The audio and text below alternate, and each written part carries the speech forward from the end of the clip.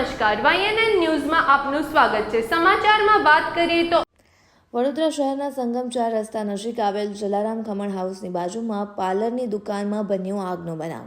આગનો બનાવ બનતા જ ફાયર બ્રિગેડ તાત્કાલિક ઘટના સ્થળે દોડી આવી। શોર્ટ સર્કિટના કારણે આગ લાગવાનું અનુમાન છે। પાર્લરની દુકાનમાં આગ લાગતા જ લાખો રૂપિયાનું નુકસાન થયું છે। આગ લાગતા જ લોકટોળા પણ ઘટના સ્થળે ઉમટ્યા હતા। રિપોર્ટર રાહુલ રાજપૂત।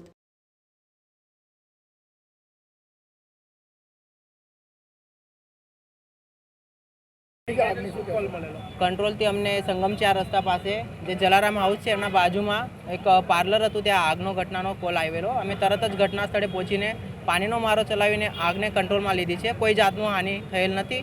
અત્યારે હાલ કુલિંગની પ્રોસેસ ચાલે છે। આગ લાગવાની કારણ મોસ્ટ ઓફ પ્રાથમિક રીતે જોતા શોર્ટ સર્કિટ લાગે છે, પણ આગળ એ તપાસનો વિષય છે। અત્યારે અમે જોયું તો એસીમાં આગ લાગેલી હતી।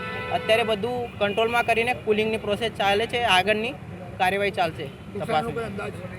નુકસાનનો લગભગ એમને હજુ જાણવામાં આપેલ નથી। આગળની પ્રોસેસમાં અમે કહીશું।